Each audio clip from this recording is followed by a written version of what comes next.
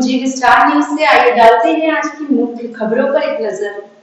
कानपुर में cyber crime थाना और साइबर सेल पुलिस ने साइबर सेल में दर्ज एक मुकदमे की विवेचना करते हुए साइबर ठगी करने वाले दो बैंकर्स दंपति को पकड़ लिया।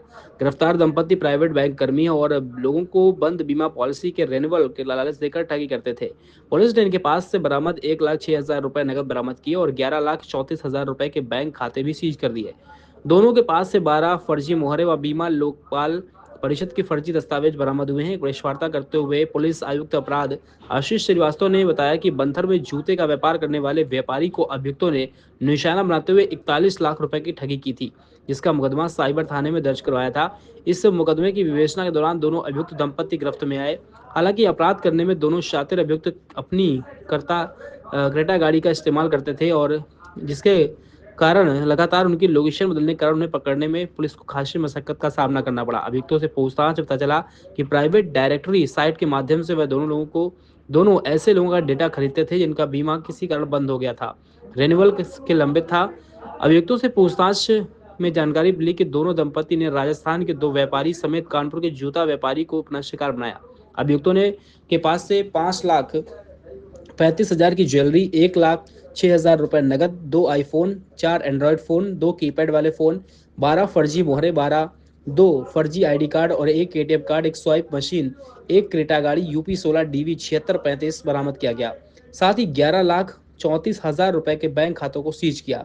दोनों अभियुक्त 28 वर्षीय पवन कुमार व 28 वर्षीय रेणु को नोएडा से गिरफ्तार किया गया।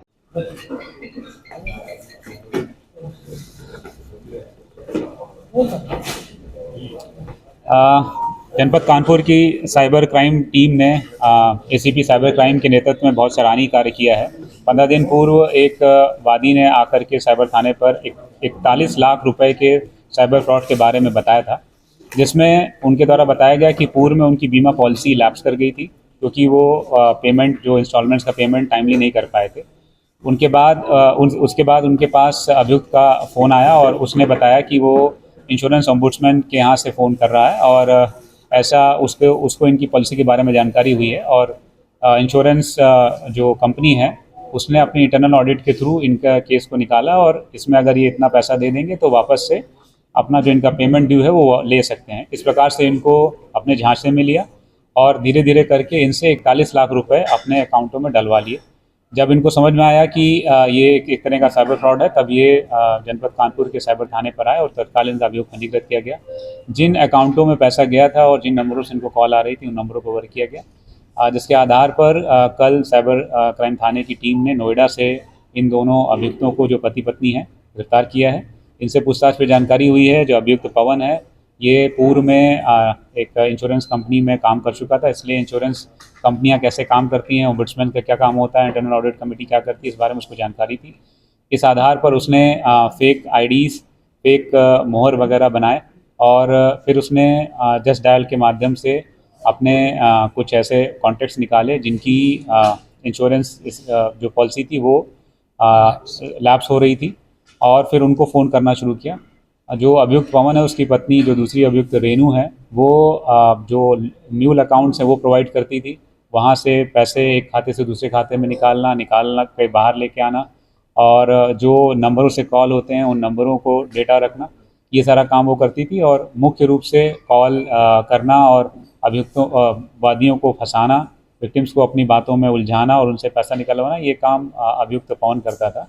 इनके पास से हमने 1 लाख रुपए नगद और इनके अकाउंट में 11.5 लाख रुपए लगभग फ्रीज कराए हैं और लगभग 5.5 लाख रुपए के जेवर इनके पास से बरामद हुए हैं। क्रेटा गाड़ी बरामद हुई है, लगभग 8 फ़ोन बरामद हुए हैं जिसमें से 2 आईफोन हैं। इनके द्वारा अभी तक पूछताछ में 2 अन्य विक्टिम्स के बारे में बताया गया है जो राजस्थान और अहमदाबाद के, जिनसे इन्होंने पैसे लिए हैं या उनसे प्राप्त किए हैं, उनके बारे में अभी हम जानकारी कर रहे हैं और इनके द्वारा और किस तरीके से फ्रॉड किया जाता था और कितने लोगों को इन्होंने ठगा है, इस बारे में हम आगे जानकारी करके कार्रवाई करेंगे।